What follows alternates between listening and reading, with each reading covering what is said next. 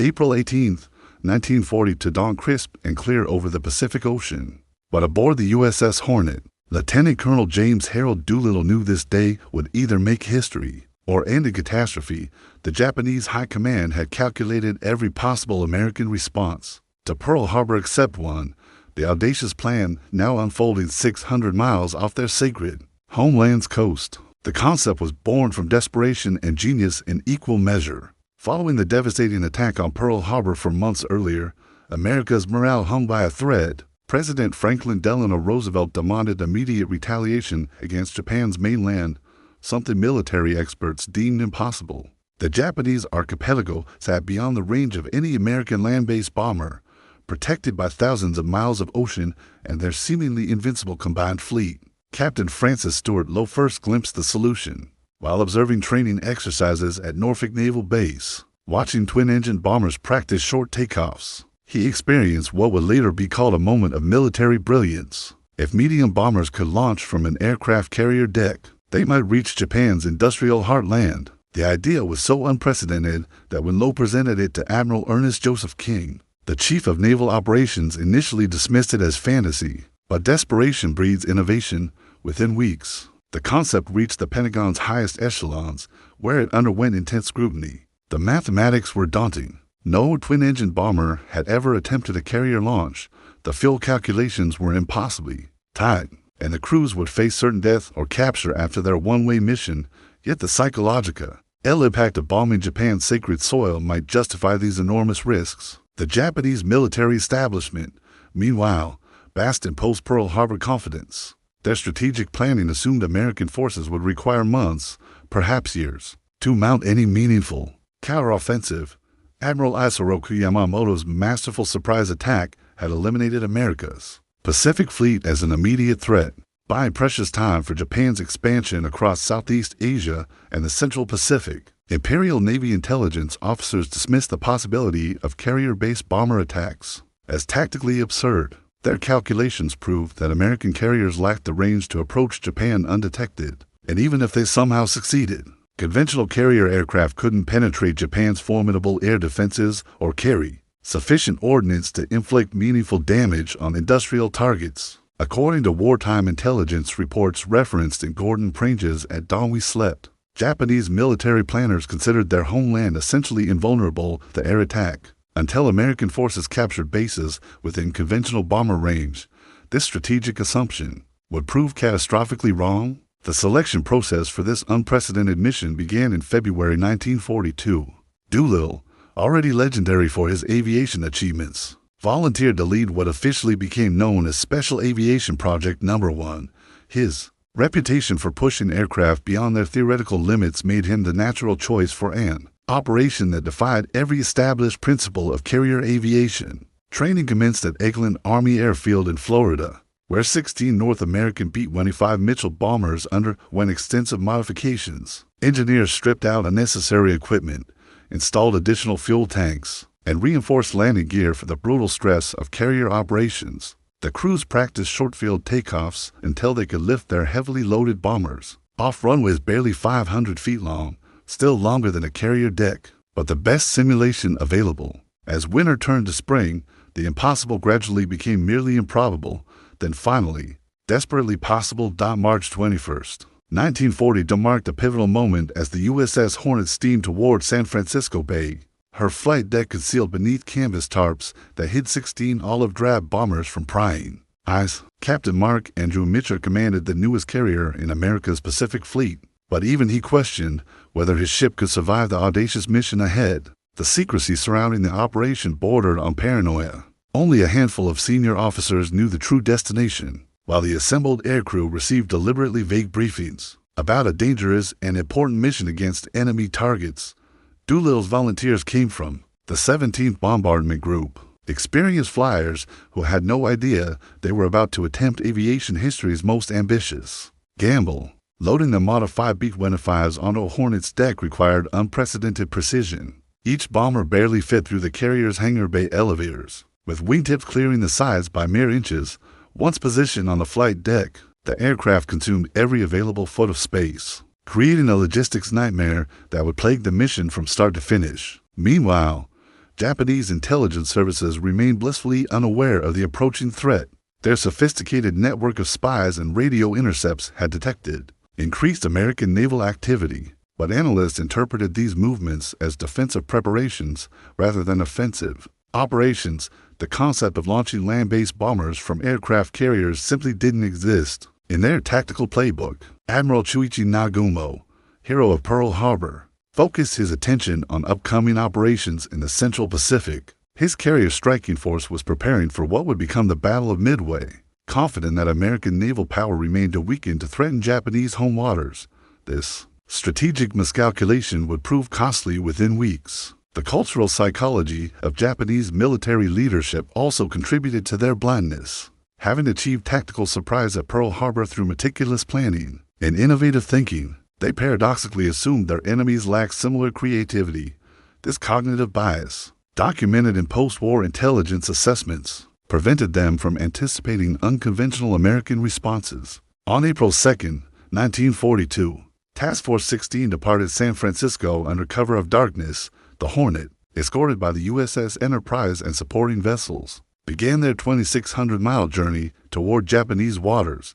Admiral William Frederick Halsey Jr. commanded the task force, his aggressive reputation perfectly suited for such a high-risk operation. The voyage tested every aspect of the mission's feasibility. Hornet's crew worked frantically to maintain the unfamiliar bombers, while dealing with rough Pacific swells that threatened to wash aircraft overboard. The B-25s, never designed for carrier operations, required constant attention as salt spray corroded engines and control surfaces. Doolittle used the transit time to conduct final crew briefings, revealing their targets for the first time: Tokyo, Yokohama, Nagoya, Osaka, and Kobe. Japan's industrial heart would feel American bombs for the first time since the country opened to the Western world nearly a century earlier. The psychological impact of attacking Emperor Hirohito's capital city could potentially outweigh any physical damage inflicted. Weather conditions added another variable to an already complex equation. Pacific storms could scatter the task force or prevent bomber launches, while clear skies might expose them to Japanese reconnaissance flights. Meteorologists aboard the Enterprise studied weather patterns with unusual intensity, knowing that atmospheric conditions could determine the mission's success or failure. As the task force approached Japanese waters, radio silence became absolute. No communications with Pearl Harbor, no weather reports, no contact with the outside world. They were alone in enemy territory, carrying America's hopes for revenge and Japan's assumption of invulnerability toward an inevitable collision that would reshape the Pacific War's psychological landscape forever. April 17, 1940 brought ominous news as dawn broke over the churning Pacific swells. A Japanese patrol vessel, the Nidomaru, appeared on the horizon at 6:58 in the morning, its radio antenna crackling with urgent transmissions before the USS Nashville's guns silenced it forever. Admiral Halsey faced an impossible decision: abort the mission or launch immediately 200 miles short of the planned departure point. The sighting shattered operational security that had been months in the making. Japanese coastal defenses would now be alerted to American naval presence, potentially dooming the bombers to suicidal flights in a fully prepared enemy airspace. Every minute of delay increased the likelihood that Japanese fighters would be airborne when Doolittle's raiders reached their targets. Aboard the Hornet, organized chaos erupted as flight crews scrambled to prepare for immediate launch. The bombers required several hours of pre-flight checks under normal circumstances, but circumstances had ceased being normal the moment Japanese lookouts spotted American masts on the horizon. Engines roared to life while deck crews secured loose equipment and removed wheel chocks with practiced efficiency. Doolittle himself faced the mission's most critical decision. As mission commander, he could order the abort and preserve 16 bombers and 80 highly trained air crews for future operations. Alternatively, he could proceed with a launch that now offered virtually no chance of crew survival, since the shortened range eliminated any possibility of reaching planned recovery airfields in China. The psychological weight of command pressed heavily on the 45-year-old aviator. These weren't anonymous statistics in a strategic planning document. They were young Americans who had volunteered for a dangerous mission. Trusting their commander's judgment, Doolittle knew that ordering the launch essentially condemned his men to death or capture. Yet the strategic implications of failure might doom thousands more Americans to prolonged warfare. At 8:20 in the morning, Doolittle made his choice. The mission would proceed as planned, regardless of consequences. His decision reflected the desperate circumstances facing America in April 1942, when the Pacific War's outcome remained uncertain and bold gestures might prove as valuable as conventional victories. The first B-25 began its takeoff roll at 8:24, with Doolittle himself at the controls. The bomber's engine strained against maximum power settings while deck crews held their breath, watching 6,000 to 7,000 pounds of aircraft and ordnance attempt something that flight manuals declared impossible. The bomber lifted off with barely 50 feet of deck remaining, its wheels clearing the carrier's bow by mere inches. One by one, the remaining 15 bombers followed Doolittle into the gray Pacific sky. Each takeoff was an individual gamble with physics and fate, as fully loaded bombers struggled to achieve flying speed on a deck that measured only 406 to 7 feet from stern to bow. The margin for error was non-existent.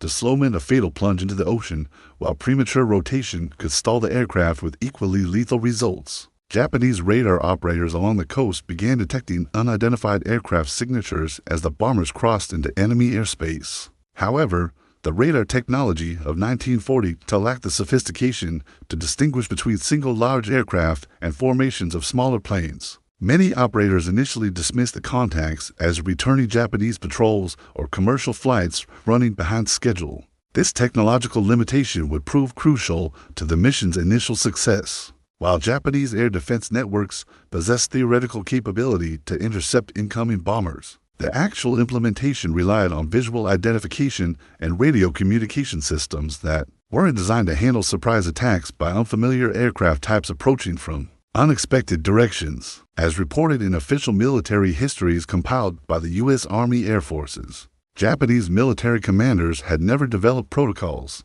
for responding to attacks launched from aircraft carriers operating beyond their naval patrol zones. This strategic blindness would cost them dearly in the next few hours. The die was cast. 16 American bombers were now committed to a one-way flight toward targets that symbolized Japanese invincibility, while their homeland's defenders scrambled to understand how the impossible had suddenly become terrifyingly real. April 18, 1942 at 12:30 in the afternoon, factory workers in Tokyo's Koto district paused their assembly line duties as unfamiliar engine sounds echoed across the industrial skyline. The approaching aircraft bore no resemblance to the standard Japanese military planes they had grown accustomed to seeing. Yet the possibility of enemy bombers over their capital city remained unthinkable. Doolittle's lead bomber swept in at 200 feet above ground level, its twin engines roaring defiance at a nation that had considered itself untouchable. The sight of American stars and bars painted on olive drab wings sent shockwaves through observers who had been taught that their divine emperor's realm was protected by supernatural forces as well as military might. The psychological impact of the attack exceeded all expectations. Japanese civilians, conditioned by months of propaganda proclaiming their homeland's invulnerability, watched in stunned disbelief as foreign aircraft dropped bombs on factories, military installations, and government buildings. The sacred myth of Japanese invincibility crumbled in real time as explosions echoed through Tokyo's streets. Air raid sirens wailed across the city, but their warnings came too late to provide meaningful protection. Japanese air defenses, designed to counter attacks from conventional directions, proved inadequate against bombers approaching from the sea at unexpected altitudes and headings. Fighter squadrons scrambled frantically, but most failed to achieve effective intercepts before the raiders completed their bomb runs and disappeared toward the western horizon. The second wave of bombers struck Yokohama's naval facilities with devastating precision. Captain David McCampbell Jones piloted his B-25 through intense anti-aircraft fire, his crew methodically releasing their ordnance on predetermined targets, while Japanese gunners struggled to track aircraft moving faster and lower than their weapons were designed to engage. Simultaneously, other bombers attacked Nagoya's aircraft manufacturing plants and Osaka's industrial complexes. The coordinated nature of the assault amplified its psychological effect, demonstrating that American forces possessed both the capability and determination to strike multiple Japanese cities simultaneously despite operating thousands of miles from their nearest bases. Emperor Hirohito himself experienced the attack's psychological shock firsthand. According to post-war testimony from palace officials, the sound of American bombs exploding in his capital city shattered the carefully maintained illusion of imperial invincibility that has sustained Japanese morale since the war's beginning. The Japanese military response, while vigorous, proved largely ineffective. Fighter pilots trained for conventional aerial combat found themselves pursuing an enemy that refused to engage in traditional dogfighting, instead maintaining their westward course toward uncertain refuge in Japanese-occupied China. Anti-aircraft gunners fired thousands of rounds with minimal results. Their weapons designed for higher altitude targets rather than the treetop-level approach adopted by Doolittle's raiders. Radio communications throughout Japan's air defense network dissolved into chaos as controllers attempted to coordinate responses to attacks they had never imagined possible. The doctrine of homeland air defense, carefully developed over decades of military planning, crumbled when confronted with tactics that existed outside their strategic assumptions. News of the attack spread rapidly through Tokyo's population. Despite government attempts at censorship, witnesses who had seen American bombers over their city shared their experiences with neighbors and colleagues, creating a psychological contagion that official propaganda proved powerless to contain. The emperor's subjects had witnessed their homeland's vulnerability with their own eyes, and no amount of official denial could erase that traumatic reality, as documented in classified Japanese military reports later captured by American forces. The attack's strategic impact far exceeded the physical damage inflicted. While the bombers destroyed relatively few military targets compared to later strategic bombing campaigns, they accomplished something far more valuable. They shattered Japanese confidence in their military leadership's competence and strategic vision. The raiders' westward flight toward China marked the end of Japan's psychological immunity from enemy action. What had begun as an impossible dream aboard an American aircraft carrier had become a terrifying reality that would haunt Japanese military planning for the remainder of the war. April 18, 1942 at 2:15 in the afternoon, Doolittle's bombers crossed into the vast expanse of Japanese-occupied China, their fuel gauges dropping toward empty as afternoon shadows lengthened across the mountainous terrain below. The raiders had successfully completed their bombing missions, but survival now depended on factors beyond their control: weather, fuel consumption, and the uncertain loyalty of Chinese forces operating in Japanese-controlled territory. The original plan called for landing at Chinese airfields, controlled by friendly forces loyal to Generalissimo Chiang Kai-shek's nationalist government. However, Japanese intelligence had anticipated this possibility and launched preemptive attacks on several designated landing sites, forcing the American aircrews to improvise their survival strategies in hostile territory with minimal fuel reserves. Weather conditions over eastern China deteriorated rapidly as the bombers penetrated deeper into the mainland. Heavy cloud cover obscured navigation landmarks while reducing visibility to mere hundreds of yards, transforming what should have been a straightforward flight to safety into a nightmare of uncertainty and desperation. Lieutenant Robert Gray Emmons, piloting Bomber No. 6, faced the same dilemma as his fellow raiders. His B-25's fuel tanks registered nearly empty. While the terrain below offered no suitable landing sites, the choice was becoming increasingly stark: attempt a crash landing in unknown territory or bail out over Japanese-occupied China with no guarantee of rescue by friendly forces. The psychological strain on the aircrew intensified with each passing mile.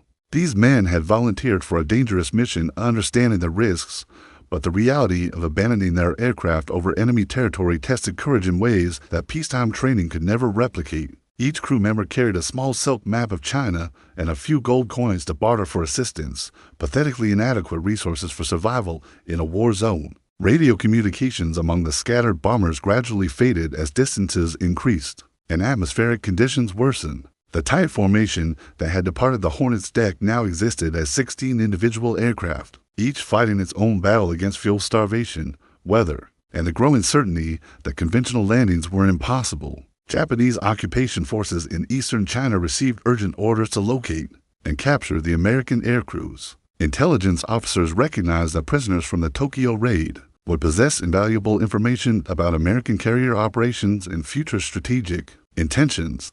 The hunt for Doolittle's raiders became an immediate priority for military units throughout the occupied territories. After 4:07 in the afternoon, Doolittle himself faced the inevitable decision to abandon his aircraft, flying through increasingly violent weather with fuel exhaustion imminent. He ordered his crew to prepare for bailout.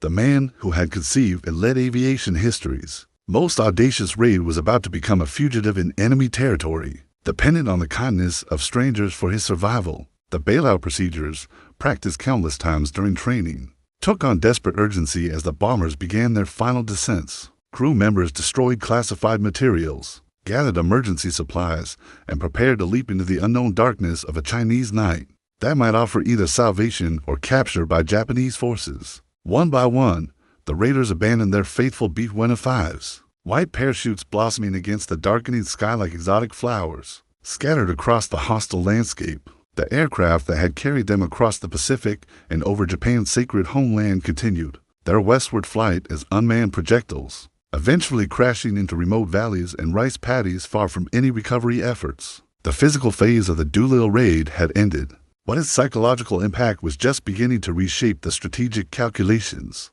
of both American and Japanese military leadership. As referenced in official Air Force historical records, the raid's success in striking Japanese soil would influence strategic bombing doctrine for the remainder of the Pacific War. 80 American airmen were now scattered across hundreds of square miles of occupied China, their survival dependent on factors beyond military control. The mission that had begun with precise planning and technological innovation would conclude with individual tales of courage, betrayal, and the complex loyalties that defined China's wartime landscape. April 19, 1942 at dawn revealed a landscape transformed by the previous day's unprecedented events. As Chinese villagers across Zhejiang and Jiangxi provinces discovered American airmen scattered throughout their remote communities, the raiders who had successfully bombed Japan now faced their greatest challenge: survival in territory controlled by an enemy determined to capture them alive. Doolittle himself landed near a small farming village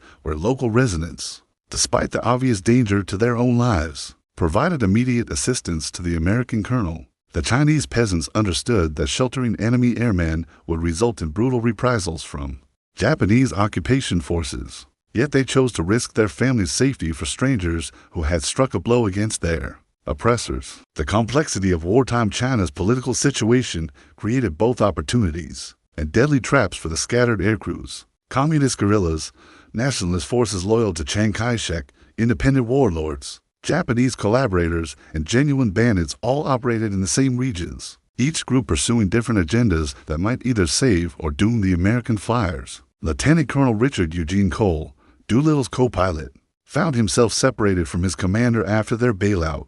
Navigation by compass and stars, skills learned during peacetime training, took on life-or-death significance as Cole attempted to reach friendly territory while avoiding Japanese patrols that were systematically searching every village and farmhouse in the region. The Japanese military response to the raid's aftermath proved as ruthless as it was comprehensive. Colonel Masahiko Takashita ordered the execution of Chinese civilians suspected of assisting American aircrews, implementing a reign of terror designed to prevent future cooperation between local populations and enemy forces. These brutal reprisals, documented in post-World War crimes tribunals, ultimately strengthened Chinese resistance rather than destroying it. Some raiders experienced the darker side of China's wartime chaos. Corporal Harold Francis Spatz and his crew were betrayed by Chinese collaborators, who turned them over to Japanese forces. In exchange for reward money, the capture of these airmen provided Japanese intelligence officers with their first opportunity to interrogate participants in the Tokyo raid, revealing crucial information about American carrier operations and strategic planning. The interrogation techniques employed by Japanese military intelligence combined physical torture with psychological manipulation designed to extract maximum information from captured airmen. Major General Shunroku Hata personally supervised questioning sessions that violated every principle of the Geneva Convention, treating the American prisoners as war criminals rather than legitimate military combatants. Meanwhile, other crew members found salvation through the courage of Chinese resistance networks that had been operating against Japanese occupation for years. These underground organizations, comprised of farmers, merchants, and former nationalist soldiers, maintained communication lines stretching hundreds of miles across occupied territory, enabling them to move American airmen toward safety in unoccupied China. The cultural barriers between American airmen and their Chinese rescuers created communication challenges that sometimes proved deadly. Language differences, unfamiliarity with local customs, and the constant threat of Japanese discovery forced both groups to rely on gestures, drawings, and desperate improvisation to coordinate escape attempts through hostile territory. Flight Sergeant William Glover Farrow exemplified the courage displayed by many raiders during their time behind enemy lines. Despite suffering injuries from his bailout, Farrow attempted to evade capture while protecting civilian helpers who risked their lives for his safety. His eventual capture and execution by Japanese forces demonstrated the personal cost of the raid's aftermath, as documented in classified intelligence reports declassified decades after the war. The Japanese military's brutal response to Chinese assistance of American aircrews backfired strategically by strengthening anti-Japanese sentiment throughout occupied territories. Villages that might have remained neutral became active resistance centers, contributing to the broader strategic impact of Doolittle's raid. The individual survival stories of the scattered airmen illustrated both the best and worst aspects of human nature under extreme stress. Some Chinese civilians displayed extraordinary courage in protecting strangers at mortal risk to themselves, while others succumbed to the temptation of Japanese rewards for betraying the Americans. By the end of April, the immediate aftermath of the raid had claimed its first victims, but had also demonstrated that Japan's occupation of China remained vulnerable to disruption. By bold American action, April 25, 1940 marked a week since the impossible had become reality, as Japanese military tribunals began processing the captured American aircrews who had dared to bomb the sacred homeland. The psychological shockwaves from the raid continued reverberating through both American and Japanese strategic planning, fundamentally altering each nation's perception of the Pacific War's trajectory and possibilities. The Japanese High Command faced an unprecedented crisis of confidence, as intelligence officers compiled reports on how 16 American bombers had penetrated their supposedly impregnable air defenses. Admiral Yamamoto, architect of Pearl Harbor's success, found himself defending strategic assumptions that had proven catastrophically wrong when confronted by American innovation and desperation. Emperor Hirohito personally demanded explanations from his military leaders, asking pointed questions about how enemy aircraft had managed to drop bombs within sight of the imperial palace. The divine ruler's loss of confidence in his general's competence would influence Japanese strategic decisions for months to come, contributing to overly aggressive operations designed to restore faith rather than achieve rational military objectives. Meanwhile, captured raiders faced brutal interrogation sessions designed to extract information about future American operations. Staff Sergeant David James Thatcher endured weeks of torture while maintaining his commitment to revealing only name, rank, and serial number despite increasingly violent Japanese attempts to break his resistance. The legal framework for prosecuting the captured airmen presented Japanese authorities with complex problems. Traditional military law recognized bombing enemy military targets as legitimate warfare, but the psychological impact of attacking Japan's sacred soil demanded punishment that exceeded conventional prisoner of war treatment. The solution involved charging the Americans with war crimes for allegedly targeting civilian areas. Lieutenant Robert Lee Height found himself confined in solitary conditions, designed to break his mental resistance before formal trial proceedings began. The psychological warfare employed by his captors combined isolation, malnutrition, and constant threats of execution to create maximum pressure on American prisoners to reveal classified information about their mission. Chinese civilians who had assisted the American aircrews faced even worse treatment from Japanese occupation forces. Colonel Takeshita implemented collective punishment policies that resulted in the execution of entire villages suspected of harboring enemy airmen, creating a reign of terror that ultimately strengthened rather than weakened Chinese resistance to Japanese occupation. The strategic implications of the raid's success began influencing American military planning, as reports from surviving aircrews reached Washington through various intelligence channels. President R. Roosevelt recognized that the mission's psychological impact far exceeded its physical damage, providing a propaganda victory that helped sustain American morale during the war's darkest period. Secretary of War Henry Louis Stimson privately acknowledged that the raid's success had been purchased with the probable sacrifice of most participating aircrews. This calculation, while strategically sound, created moral complications that would haunt American leadership as reports of Japanese reprisals against captured airmen and Chinese civilians reached Washington. The Japanese military tribunal that convened to try the captured Americans reflected the regime's struggle to balance legal precedent with political necessity. International law clearly protected military personnel conducting legitimate operations against enemy targets, but Japanese public opinion demanded severe punishment for those who had violated their homeland's sacred boundaries. On October 14, 1942, Japanese authorities announced death sentences for several captured raiders, including Lieutenant Dean Edward Hallmark, Lieutenant William Glenn Farrow, and Sergeant Harold Abner Spatz. The executions, carried out the following day, violated international law, but reflected the depth of Japanese rage over the successful attack on their homeland. American intelligence services struggled to confirm the fate of crew members still missing in action. Throughout Japanese-occupied China, the vast distances involved, combined with the breakdown of normal communication systems in war zones, made it impossible to determine which airmen had successfully evaded capture and which had fallen victim to Japanese reprisals or Chinese bandits. As documented in official War Department records, the psychological impact of the Doolittle raid influenced subsequent American strategic bombing doctrine by demonstrating that successful attacks on enemy morale could justify significant tactical risks and casualties. This lesson would prove crucial during the development of the strategic bombing campaign that eventually devastated Japanese industrial capacity. The price of audacity had been paid in full, but its strategic dividends were only beginning to reshape the Pacific War's ultimate trajectory toward Japanese defeat. December 7, 1940 marked 8 months since the Doolittle raid had shattered Japanese assumptions about their homeland's invulnerability, and the strategic ripple effects continued reshaping the Pacific War's trajectory in ways neither side had initially anticipated.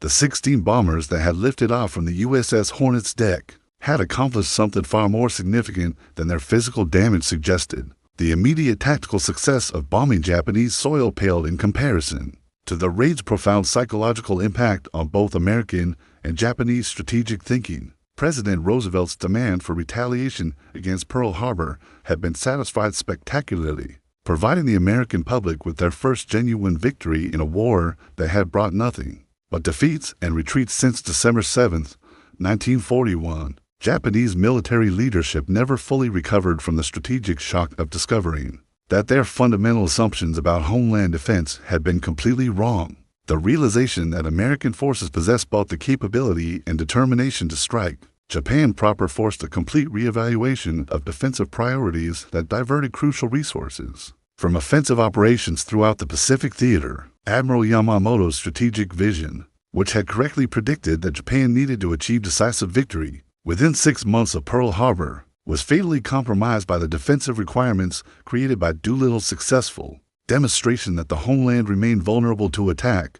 Resources that should have been concentrated on capturing Midway and destroying American carrier forces were instead dispersed to defend against future bombing raids. The human cost of the raid's aftermath continued mounting throughout 1942, as Japanese reprisals against Chinese civilians reached genocidal proportions. An estimated 250,000 Chinese men, women, and children died in Japanese reprisal operations designed to prevent future cooperation with American air crews, creating a legacy of hatred that would influence Sino-Japanese relations for generations. Of the 80 American airmen who had participated in the raid, 11 died in crashes or were executed by Japanese forces, while the remainder either evaded capture or survived as prisoners of war. Until Japan surrendered in August 1945, their sacrifice purchased something invaluable, proof that American ingenuity and determination could overcome seemingly impossible obstacles when national survival was at stake. The technological lessons learned from the raid influenced subsequent American aviation development, particularly in the areas of long-range bombing and carrier operations. The successful modification of B-25 bombers for carrier launches demonstrated engineering principles that would later enable much larger aircraft to operate from flight decks, expanding naval aviation's strategic reach throughout the Pacific War. Lieutenant General Doolittle himself, promoted after the raid's success, went on to command major strategic bombing operations in Europe and the Pacific, applying lessons learned during his desperate flight over Japan to much larger and more systematic bombing campaigns that ultimately brought the Japanese Empire to its knees. The psychological warfare aspects of the raid established precedents for American strategic thinking that extended far beyond World War II. The demonstration that carefully planned operations could achieve strategic effects disproportionate to the physical scope, influenced military doctrine during the Cold War and subsequent conflicts, where symbolic victories proved as valuable as tactical achievements. Chinese Communist forces, led by Mao Zedong, exploited Japanese brutality following the raid to strengthen their position relative to Chiang Kai-shek's nationalist government. The occupation forces' indiscriminate reprisals against civilian populations drove many previously neutral Chinese into communist ranks, contributing to the eventual communist victory in the Chinese Civil War that followed Japan's defeat. The raid's success also validated the strategic importance of aircraft carriers as platforms for projecting American power across vast Pacific distances. This lesson proved crucial during subsequent carrier battles at Coral Sea, Midway, and throughout the Central Pacific campaign that eventually brought American bombers within range of Japan's major cities. As documented in official military histories published after the war, the Doolittle raid's strategic significance lay not in the physical damage inflicted, but in its demonstration that American forces possessed the technological capability, tactical flexibility, and moral courage necessary to achieve ultimate victory against seemingly superior Japanese forces. The legacy of 80 men who proved the impossible was merely difficult continues inspiring military innovators and strategic planners who faced their own seemingly insurmountable challenges. Their flight from the USS Hornet to the heart of the Japanese Empire remains aviation history's most audacious gamble, a testament to what determined individuals can accomplish when failure is not an option and success demands redefining the possible.